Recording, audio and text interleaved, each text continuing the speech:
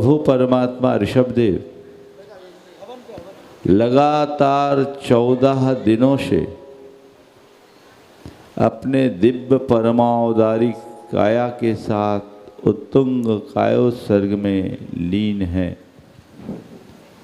चारों तरफ हिमाच्छादित वादियाँ, उनके मध्य 500 धनुष की उत्तुंग दैदीप्यमयी स्वर्णिम काया।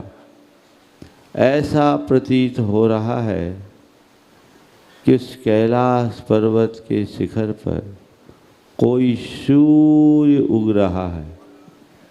महसूस करे चारों तरफ सुदूर तक हिमाच्छादित वादियाँ, उनके ठीक मध्य में भगवान की वह दिव्य परमावतारी काया, पर्वत शिखर पर सूर्य की भांति। म्यूजिक बंद करिए।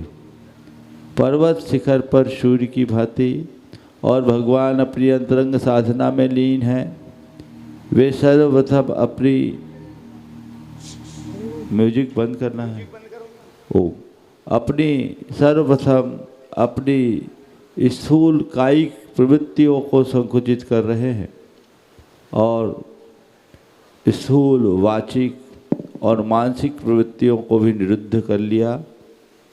साथ ही स्थूल श्वास प्रश्वास को निरुद्ध करके सूक्ष्म कायिक स्पंदनों के साथ स्थिर होकर सूक्ष्म वाचिक और मानसिक स्पंदनों को निरुद्ध कर लिए हैं।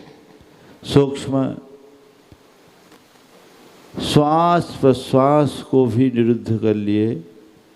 सूक्ष्म कायिक स्पंदनों को निरुद्ध करके अयोग अवस्था को प्राप्त कर लिए है। उनका आत्म प्रदेश शैलेश अवस्था को प्राप्त हो गया। वे प्रकंप हो गए, निष्कंप अयोगी हो गए हैं और अपनी आत्मा में लगे 72 कर्म प्रकृतियों का एक साथ क्षय करके।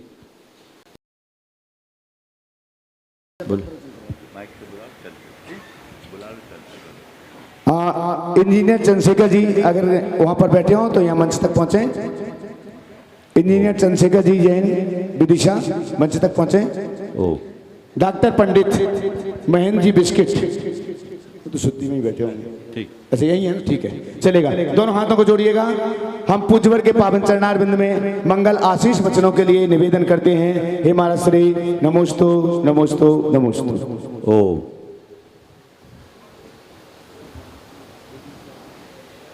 ओ ओ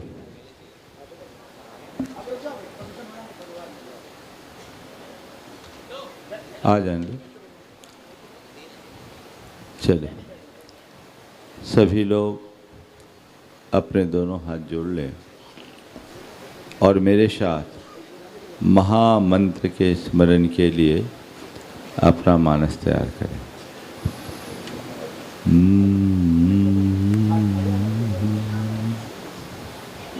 नमो अरिहंतानम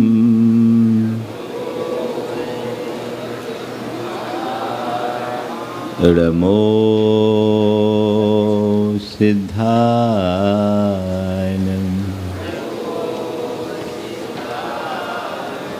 नमो आयरियानम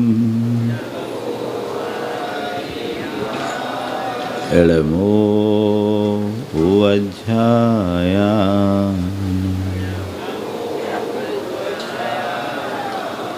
नमो लोये सवसहुनम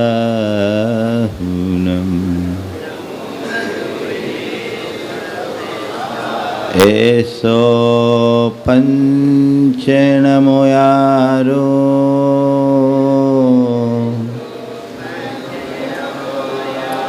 सर्वपावपनाशनो मंगलारं च सर्वेशिं पढ़मं होई मंगलम। जय बोलो देवादिदेव 1008 श्री आदिनाथ भगवान की, अहिंसा परमो धर्म की, परम पूजाचार्य गुरुवर श्री विद्यासागर जी महाराज की, पूज्यवर मुनिषी प्रमाण सागर जी महाराज की, मुनिषी निर्भीक सागर जी महाराज की, मुनिषी संधान सागर जी महाराज की, समस्त मुनि संघ की। अभी हम सबके आंखों के सामने देखते ही देखते भगवान प्रयाण कर गए, वे परम धाम में पहुंच गए। आप सबको आनंद आ रहा है कि नहीं आ रहा है? भगवान को मोक्ष मिल गया इसलिए आनंद आ रहा है ना? आपको आनंद आ रहा है और मुझे ऐसे प्रसंगों में आकुलता होती। आकुलता इसलिए नहीं कि भगवान मोक्ष क्यों चले गए, आकुलता इस बात की होती है कि भगवान आप चले गए, हम क्यों रह गए, हम क्यों रह गए। मन में कभी ऐसा लगता है कि हम इस संसार में फंसे हुए हैं? कभी लगता है क्या? हे भगवान, आपकी तरह कब मैं मुक्ति को प्राप्त करूं, कब मैं परम धाम तक पहुंचूं, ऐसा मनोभाव कभी आता है क्या? शायद नहीं। संसारी जीव की ये विशेषता है, यो यत्र निवसन्नास्ते तत्र कुरुते रतिम। जो जहाँ रहते हैं वे वहीं रम जाते हैं। यत्र, सब जगह जहाँ रहता है वहीं रमता है, ये स्वभाव है। विष्टा का कीड़ा विष्टा में ही आनंद मनाता है, ये संसार की रीति है। अनादि के संस्कार कुछ ऐसे जमे हुए हैं कि इस दुखमय संसार में ही रस आता है। लेकिन भगवान को इस संसार में कुछ भी उचित नहीं लगा, कुछ भी अच्छा नहीं लगा। उन्हें सब नीरस नीरस जैसा प्रतीत होने लगा। नतीजा, सागर तक फैली धरती को उन्होंने एक पल में त्याग दिया और सब कुछ छोड़ने के उपरांत वे अपने आत्म ध्यान में लीन हुए और उस ध्यान के परिणाम स्वरूप कैवल्य को प्राप्त किया और केवल ज्ञान के साथ आज परम निर्वाण की उपलब्धि उन्हें हुई। हमें एक लक्ष्य बनाना चाहिए कि हे प्रभु, आपकी भांति हम भी शुद्ध बुद्ध निरंजन अवस्था को कैसे प्राप्त करें। यही ध्येय, यही मकसद, यही उद्देश्य और यही लक्ष्य होना चाहिए। हमने सुना है कि जब भगवान को निर्वाण हुआ, भरत चक्रवर्ती फूट फूट करके रोने लगा। भगवान के निर्वाण का प्रसंग सुनकर चक्रवर्ती जब रोना शुरू किया, तब सौधन्वेंद्र ने आकर उसे संबोधा और पूछा, हे चक्री, क्या तुझे भगवान का निर्वाण जाना अच्छा नहीं लगा? तो चक्रवर्ती ने जो जवाब दिया बहुत अर्थपूर्ण है। चक्रवर्ती ने कहा, हे इंद्र, मैं इसलिए नहीं रो रहा कि भगवान मोक्ष चले गए, रोना तो मुझे केवल इसलिए आ रहा है कि अब किसके दर्शन होंगे, किसका उपदेश सुनेंगे, किसकी शरण में जाएंगे। हमारी शरण छूट गई। बाहर जब भी शरण ढूंढेंगे तो देव, गुरु और धर्म की शरण है, और भीतर अगर शरण खोजोगे तो अपनी आत्मा की शरण है। इसके अलावा संसार में और कोई शरण नहीं। ये अपने हृदय में गांठ बांध कर रख लेने जैसी है। आज मोक्ष कल्याणक के अवसर पर मैं तो ये कहता हूँ, आप लोग यहाँ क्यों आए? बोलो, मोक्ष कल्याणक के अवसर पर आप लोग क्यों आए? मनाने, भगवान का मोक्ष कल्याणक मना के तुम्हें क्या मिलेगा ये बताओ? कोई पास हो मेरिट से और जो फेल हो जाए वो पार्टी दे, उसको क्या बोलूँगा? हाँ, मेरिट से पास हो और एक आदमी पास हुआ, बाकी पूरी क्लास फेल, और ये जब जितने फेल है वे सब अपनी पार्टी बना रहे हैं, उनको क्या बोलेंगे? ये जितने तुम लोग बैठे हो, हम सब बैठे नहीं, ये सब फेलियर्स की जमात है। भगवान तो पास हो गए, अपन सब फेल हो गए, है ना? लेकिन आप यहाँ आए, क्यों आए?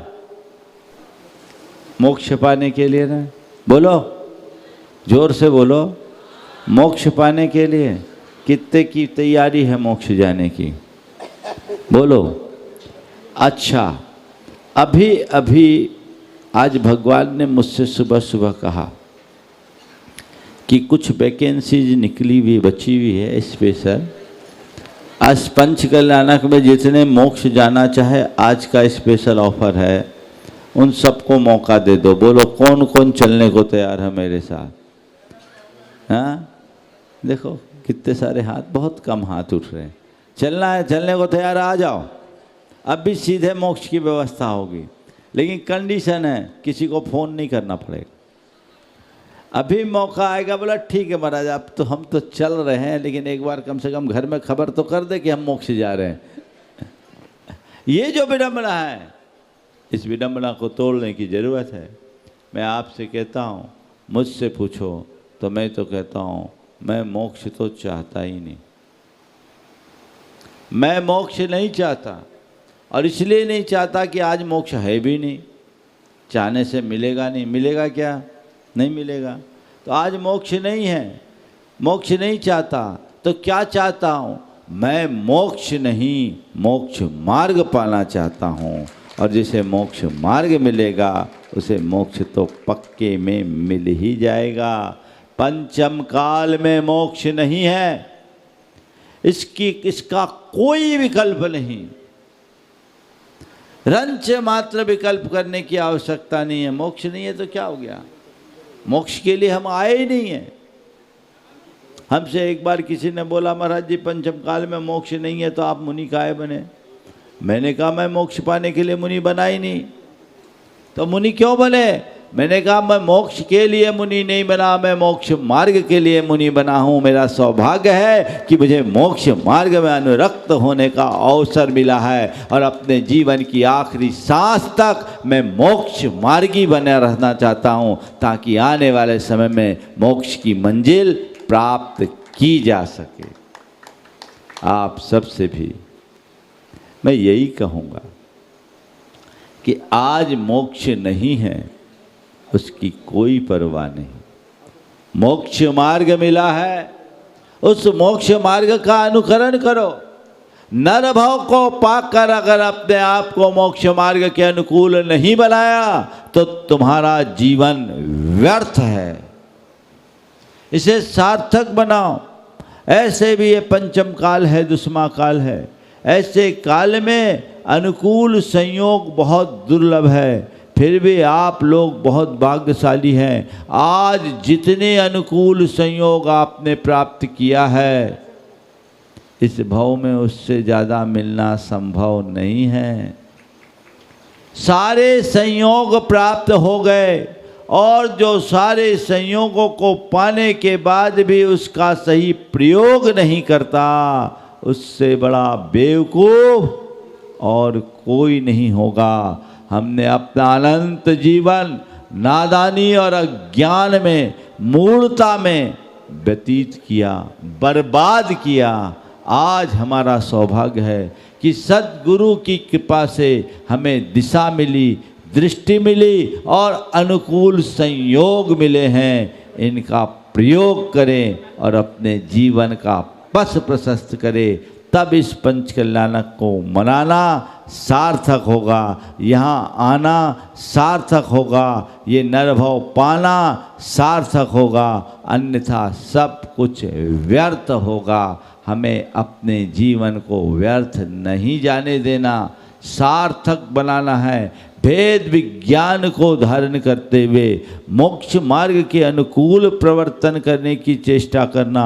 भले हम एक साथ आगे नहीं बढ़ सके, कोई चिंता नहीं, लेकिन एक एक कदम चलते चलते भी हम अपने मंजिल तक पहुंच सकते हैं। जितने लोग यहाँ उपस्थित हैं, ये धारणा बनाएं कि मैं अपनी शुरुआत कहाँ से करूं। आपको मैं एक साथ नहीं बोलता कि तुम मुनि बन जाओ, वारिका बन जाओ। मैं तुमसे ये भी नहीं बोलता कि तुम आ जाओ और व्रती बन जाओ, लेकिन आज की तारीख में यदि कुछ करना चाहते हो तो ये तो तय करो कि इस जीवन में मुझे मोक्ष मार्ग का ही अनुकरण करना है। अभी तुम मोह मार्ग में फंसे हो, मुझे मोह का क्षय करना है और मोक्ष मार्ग में आगे बढ़ना है। ये संकल्प लो, तब आगे बढ़ पाओगे। और जिस दिन मनुष्य लक्ष्य बनाता है तभी उसका पुरुषार्थ जगता है, और जो लक्ष्य बनाकर पुरुषार्थ जगाता है वही मंजिल तक पहुंच पाता है। बोलो, अपने मन से पूछो, क्या मोक्ष मार्ग में अनुरक्त होने का तुम्हारा कोई लक्ष्य है? अभी तो यही लक्ष्य होगा कि अपना बेटा बेटी बड़े हो गए, उनकी शादी ब्याह कर दो, उनके व्यापार धंधे कर दो, अपनी कुछ संपत्तियां बढ़ा लो, ये कर लो वो कर लो। दुनियादारी और गोरख धंधे में उलझ करके सारा जीवन बर्बाद हो जाता है, लेकिन जिसके लिए जीवन पाया उसकी तरफ कोई दृष्टि ही नहीं रह पाती। अपनी दृष्टि को सही बनाइए, सच्ची दृष्टि प्रकट कीजिए। इस मोक्ष मार्ग का अनुकरण किए बिना जीवन का उद्धार नहीं हो सकता। तीर्थंकर परमात्मा के पास किसी चीज़ की कमी नहीं थी, फिर भी उन्हें कुछ भी नहीं भाया। आजकल कुछ लोग जिनके पास अनुकूल संयोग होते हैं, धन संपन्नता होती है, अनुकूल परिवार होता है, यश प्रतिष्ठा होती है, वे उसमें ही आत्ममुग्ध हो जाते हैं। उन्हें लगता है कि इस धरती का सबसे भाग्यशाली मैं हूँ और मुझे धर्म कर्म करने की कोई आवश्यकता नहीं है। वे लोग भयानक भूल में हैं। उन्हें देखना चाहिए। एक बार किसी ने कहा कि भैया, उससे कहा गया कि तुम धर्म करो। बोले मैं धर्म क्यों करूं, मुझे कोई परेशानी नहीं। धर्म तो वो करे जिसको परेशानी है, डॉक्टर के पास वो जाए, जो बीमार है, मैं तो स्वस्थ हूं। मैंने कहा भैया बिल्कुल सही कहना है कि जो बीमार हो वही डॉक्टर के पास जाए। स्वस्थ व्यक्ति को डॉक्टर के पास जाने की ज़रूरत नहीं। लेकिन जो अपनी बीमारी को पहचान ही नहीं पाए और बीमारी अंदर ही अंदर बढ़ते रहे और कल कैंसर का रूप लेकर उसके जीवन को विनष्ट कर दे, उसका क्या होगा। इसलिए अपनी बीमारी को पहचानो। इस दुनिया में कोई स्वस्थ नहीं, सब के सब बीमार हैं। तुम कहते हो कि मुझे क्या कमी, थोड़ा भगवान की तरफ देखो, उनके पास क्या कमी थी। चक्रवर्ती जैसा वैभव भगवान के पास था, उन्होंने तिलांजलि दे दी। तुम अपने पास क्या देखो। आज के जितने तथाकथित बड़े धनी मानी लोग हैं ना, उनके पास चक्रवर्तियों के चपरासी जैसा वैभव भी नहीं होगा। चक्रवर्ती तो बहुत दूर की बात, चक्रवर्ती के चपरासी जैसा भी वैभव नहीं होगा। उतना पुण्य ही तुम्हारा नहीं है, लेकिन फिर भी गुमान, अहंकार चरम पर। ये तुम्हारा भ्रम है, ये तुम्हारा मिथ्या अहंकार है, और ऐसा अहंकार तुम्हें ले डूबेगा। उस अहंकार को जीतो, अपने अंदर की आंखें खोले, अपने अंदर का अज्ञान विनष्ट करे, तब कहीं जाकर अपने जीवन की सार्थक उपलब्धि होगी। तो इस पंच कल्याणक के सार के रूप में आप लोग कुछ पाना चाहते हैं तो एक ही बात हृदय में बिठाइए, मुझे मोक्ष मार्ग में आगे बढ़ना है। दुनियादारी बहुत कर ली, गोरख धंधा खूब किया, आपाधापी में खूब उलझे और मौज मस्ती में खूब मगन हुए। अब जो जीवन का मूल मकसद है उसे पूरा करना है। जीवन का जो मूल लक्ष्य है उसे पाना है। जीवन का जो असली उद्देश्य है उसे साकार करना है। ये दृष्टिकोण जब अंदर में जगेगा तभी आपका मोक्ष मार्ग पलेगा। बहुत कठिन है, हर कोई मोक्ष मार्ग में नहीं रम पाता। जिसका भवितव्य अच्छा होता है, जिसका संसार सीमित होता है, जिसकी मुक्ति निकट होती है, ऐसा कोई आसन्न भव्य, कोई निकट भव्य ही अपने हृदय में ऐसे भाव जगाता है। बाकी तो धर्म ध्यान से दूर, कदाचित धर्म ध्यान करे भी तो पुण्य के लोभ में, यश प्रतिष्ठा के लाभ की चाह में, या और भौतिक और स्थूल उपलब्धियों को पाने की दृष्टि से उनमें लगते हैं, लेकिन उनके भीतर जो कुछ घटित होना चाहिए वो कुछ भी नहीं घट पाता। उसे उद्घाटित कीजिए, उसे घटित करने की कोशिश कीजिए, जिससे जीवन का पथ प्रशस्त हो। ये पंचकल्याणक प्रतिष्ठा महोत्सव सानंद संपन्न हो गया। बहुत दिनों से इनकी भावना थी। मुझे पता नहीं था जब शिलान्यास हुआ था कि इसकी प्रतिष्ठा में मैं कभी आ पाऊँगा। मैंने तो इस चातुर्मास में सम्मेद शिखर में इन लोगों से कह दिया था कि भैया ज़्यादा है तो आ जाओ, सम्मेद शिखर जी में भगवान को ले आओ और यहीं तुम्हारा हम पंचकल्याणक करा देंगे, तुम्हें कुछ करने की ज़रूरत नहीं पड़ेगी। हाँ, वो तो कहा था, लेकिन मुझे उम्मीद नहीं थी। लेकिन जिनका पुण्य प्रबल होता है उन्हें सारे संयोग मिल जाते हैं। बहुत सुंदर बोल रहे, मैंने लंबा इंतज़ार किया, 19 साल से लंबा इंतज़ार किया, और 19 साल से इंतज़ार करने के बाद जो काम हुआ वो 19 नहीं 21 हुआ। 21 काम बहुत अच्छे से ये पंचकल्याणक प्रतिष्ठा संपन्न हुआ।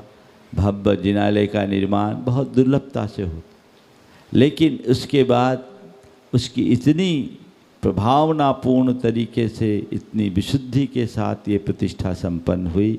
ये आप सबका सौभाग्य है।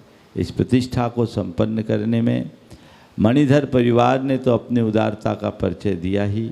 यहाँ की समाज और यहाँ की कमेटी पंचकल्याणक प्रतिष्ठा महोत्सव समिति को मैं बहुत बहुत आशीर्वाद देता हूँ, जिन्होंने इसे सानंद संपन्न किया। और आशीर्वाद के क्रम में पहला आशीर्वाद मैं उनको देना चाहूँगा जो आपकी सारी व्यवस्था में लगे रहे, बेचारे कभी पंडाल में भी नहीं आए।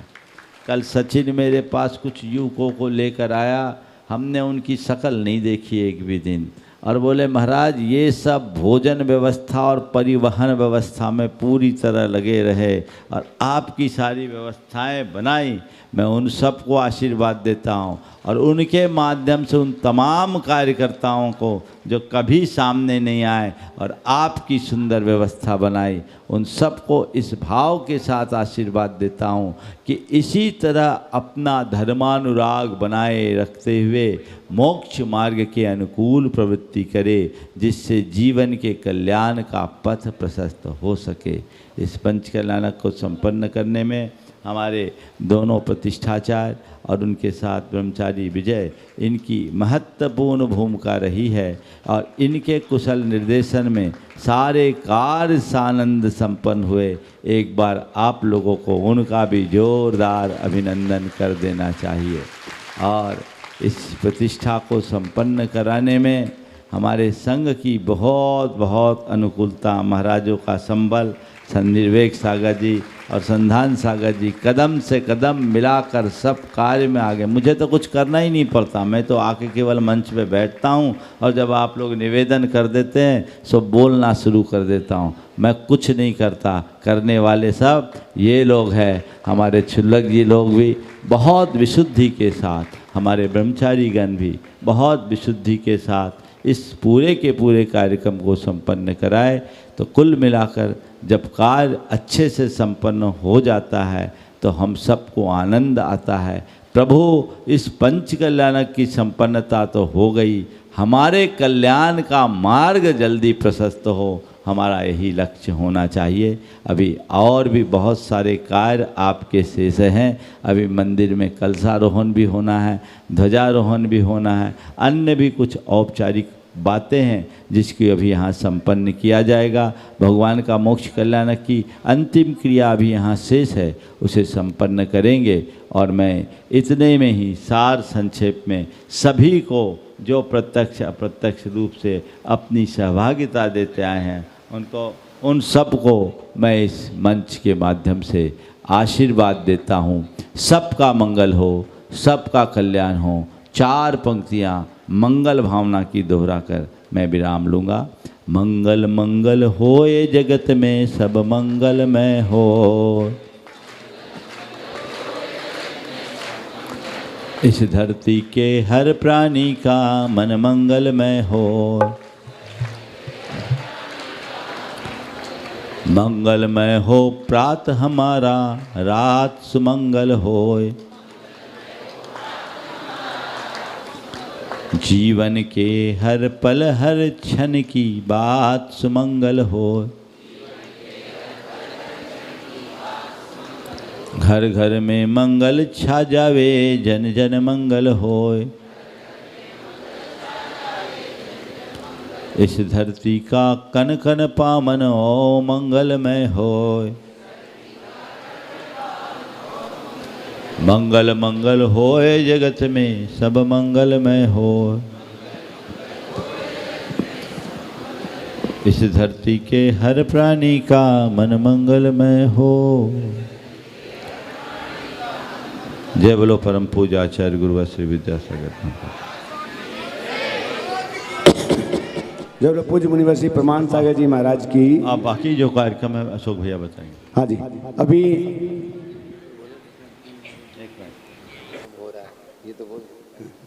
मेघ शिखर तीर्थराज की पावन धरा, विश्वास भी नहीं था। जैसे कि महाराज श्री ने भी कहा कि ये लगभग प्रोग्राम बन चुका था, बात भी हो गई थी कि महाराज श्री यहाँ नहीं पहुँच पाएंगे तो आप श्री जी को प्रतिमाओं को वहीं लेके आ जाओ। लेकिन मणिधर परिवार का पुण्य, हाँ सभी बैठे लोग जो भी जा रहे हैं अभी बैठेगा। अभी महाराज श्री विराजमान हैं। अभी अग्नि कुमार देवों के द्वारा अग्नि संस्कार की क्रियाएं हैं और महाराज श्री सम्मेद शिखर तीर्थराज से गुरुदेव की चरण वंदना के निमित्त इस तरफ आना हुआ। कुंडलपुर के बड़े बाबा के श्री चरणों तक पहुंचे और ऐसा योग संयोग बना कि बड़े बाबा से लेकर के धर्मनाथ बाबा तक पंच कल्याण कराने के लिए आ गए। महाराज श्री की चरण सन्निधि में सभी ने बहुत ही आनंद भाव के साथ पंच कल्याण प्रतिष्ठा महामहोत्सव सानंद संपन्न किया। इसके लिए मणिधर परिवार तो आने वाले जीवन काल में कभी भी महाराज श्री के ऋण से ऋण नहीं हो सकती है, ऋण को चुका नहीं सकती है। वो तो कृतज्ञ है ही। संपूर्ण सकल दिगंबर जैन समाज भी महाराज श्री के श्री चरणों के प्रति कृतज्ञ है। महाराज श्री ने इतनी गर्मी में भी लगातार विहार करते हुए यहाँ तक पहुँचे और भीषण गर्मी में भी अपनी चरण सानिध्यता प्राप्त की। आइएगा, एक छोटा सा कार्यक्रम है, लेकिन सबसे पहले मणिधर परिवार यहाँ पर आ जाएं। सनत भाई साहब आओ, जल्दी से आए। हाँ, पहले एक श्रीफल मुझे दे दो ताकि मैं आगे का काम कर सकूं। आ जाओ, जल्दी आ जाओ। मैं यहाँ पर आमंत्रित कर रहा हूँ हमारे साथ, हाँ, कंधे से कंधा मिला करके पहले भी लगातार कार्यक्रम करते रहे, अभी भी कार्यक्रमों में। हाँ, सम्मान इधर हमें दे दो। हाँ, ये सम्मान का है, दोनों हाथों से, ठीक है। चलेगा, ताली बजा दो आप लोग, चलेगा। अब हम यहाँ पर अभय भैया जी के लिए आमंत्रित करते हैं। अभय भैया जी यहाँ पर पधारे महाराज श्री के श्री चरणों में। और अभय भैया जी ने लगातार इसमें, हाँ दीजिए, वस्त्र दे दें। मैं यहाँ पर आमंत्रित कर रहा हूँ ब्रह्मचारी विजय भैया। कहाँ चले गए विजय भैया? विजय भैया आइए। ब्रह्मचारी विजय भैया जी वे इस बार थोड़े से संकोच बस आगे नहीं आए, पता नहीं शर्म उन्हें लगत नहीं, लेकिन एक बार काय की शर्म लगी या समय नहीं मिलो का भतो वो भी जानते हैं। हाँ, मणिधर परिवार श्रीफल तिलक और इतिहास ना आगे में हमारे साथ सहयोगी के रूप में तालियां बजाते जाओ, हाँ अनुमोदना करते जाओ। तिलक लगाओ, तिलक कहाँ रखा? वस्त्र दो। अब हो गया। हाँ, हमारे साथ सहयोगी के रूप में प्रतिष्ठाचार्य संजय भेलसी, हाँ वो मंदिर की क्रियाएं करने गए थे, अगर इधर हो। और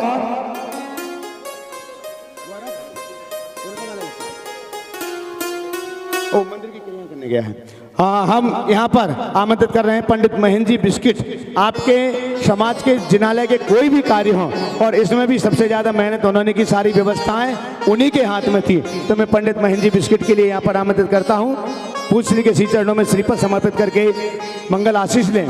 और इसके साथ ही पंडित महेंद्र जी बिस्किट, आप सब जानते हैं, यहाँ का कोई भी धार्मिक कार्य हो, किसी भी जिनालय का निर्माण हो, अभी से नहीं वर्षों से हम उनके लिए देख रहे हैं। ऐसा कोई भी जिनालय यहाँ पर नहीं है, ऐसा कोई भी धार्मिक कार्य नहीं है जिसमें पंडित महेंद्र जी बिस्किट की भूमिका न रहती हो।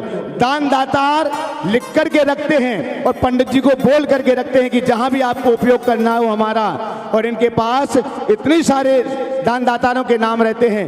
कभी भी काकपुर जैसे जिनालय को 6 दिन के अंदर पूरे नींव से लेकर के कलश तक की सारी व्यवस्थाएं करके पंचकल्याण करके विराजमान किया, ऐसे ऐसे जिनालय भी हैं। तो मैं आज पंडित महेंद्र जी हाँ बिस्किट के लिए संपूर्ण समाज की अनुमोदना के साथ में समाज रत्न की उपाधि से अलंकृत करता हूं। सम्मान पत्र के लिए आमंत्रित करता हूं सकल दिगंबर जैन समाज के पदाधिकारी, अध्यक्ष शैलेंद्र जी चौधरी बहू, महामंत्री प्रदीप जी और उनके साथ रविंद्र जी और बाकी लोग आए, तिलक लगाएं। तब तक मैं सम्मान पत्र को यहाँ पर बातचीत कर रहा हूँ। हाँ, सम्मान पत्र आशीर्वाद आचार्य भगवान श्री विद्यासागर जी महामुनिराज, मंगल आशीष सानिध्य परम पूज्य प्रमाण सागर जी महाराज, सम्मान पत्र प्रति परमादरणीय डॉक्टर पंडित श्री महेंद्र कुमार जी जैन बिस्कुट सादर जय जिनेन। देवसाज गुरु के प्रति समर्पित धर्मायतनों को स्थापित एवं संभालने हेतु निस्वार्थ समर्पण एवं विभिन्न धार्मिक गतिविधियों के कुशल संचालक आदरणीय पंडित महेंद्र जी जैन संपूर्ण विदिशा जैन समाज को सदैव लाभान्वित एवं गौरवान्वित करते हैं। आप धर्मायतनों को स्थापित एवं संभालने हेतु सर्वप्रथम अपनी चंचला लक्ष्मी का सदुपयोग करते हैं, तत्पश्चात आप समाज से सहयोग कराते हैं। आपने अपने जीवन काल में जीव दया के लिए भी अनंत कार्य किए हैं। आपके द्वारा एक औषधालय श्रीमती शांतिबाई बंसीधर जी औषधालय का स्थापना की है, जो कि चंदा प्रभु जिनालय के समीप है। समाज में शाकाहार एवं अहिंसा को बढ़ावा देने के लिए भी कई कार्य आपके द्वारा किए गए हैं। श्री सकल दिगंबर जैन समाज समिति रजिस्टर्ड विदिशा आपके उक्त कार्यों की भूरी भूरी प्रशंसा करते हुए नतमस्तक है एवं आपके द्वारा धर्म, धर्मायतनों, जीव दया एवं शाकाहार के प्रचार प्रसार में दिए योगदान हेतु आपको समाज रत्न अलंकरण प्रदान कर गौरवान्वित है। आपके दोनों हाथों को ऊपर उठा करके एक सरस्वती पुत्र और साथ में लक्ष्मी पुत्र भी सबसे पहले अपना योगदान देते हैं। आपके उत्तम स्वास्थ्य के साथ मंगल कामना करती है कि आप ऐसे ही सदैव धर्म मार्ग में आगे बढ़कर अपना मोक्ष मार्ग प्रशस्त करें। जीवेद श्रद्धा सतम सम्मान करता श्री सकल दिगंबर जैन समाज समिति विदिशा, अध्यक्ष शैलेंद्र चौधरी बड़ू, महामंत्री प्रदीप जैन LIC। ये सम्मान पत्र समाज के समस्त पदाधिकारीगण उनके हाथों में समर्पित कर रहे हैं। हाँ, यहीं खड़े हो जाओ, एक साथ लाइन से खड़े हो जाओ और उसको पकड़ लो। और इसी के साथ ही एक ऐसे व्यक्तित्व जो विदिशा, ऐसे लंबे लाइन से आप सामने खड़े हो, आप लोग समस्त पदाधिकारीगण पहुंचेगा और आपकी करतल ध्वनि अनवरत जारी रहना चाहिए। लगातार दोनों हाथ ऊपर उठा करके एक ऐसे व्यक्तित्व जिनकी पहचान सिर्फ विदिशा में नहीं है, पूज्यवर महाराज श्री के गुणायतन को आप देखेंगे, सम्मेद शेखर तीर्थराज, हाँ श्रीमती सुधा जैन भी साथ में आ जाएं। एक बार दोनों को खड़ा करके सम्मान पत्र हाथ में ले लो। पंडित साहब एक बार दोनों जन साथ में खड़े हो जाओ। इंजीनियर चंद्रशेखर जी जैन।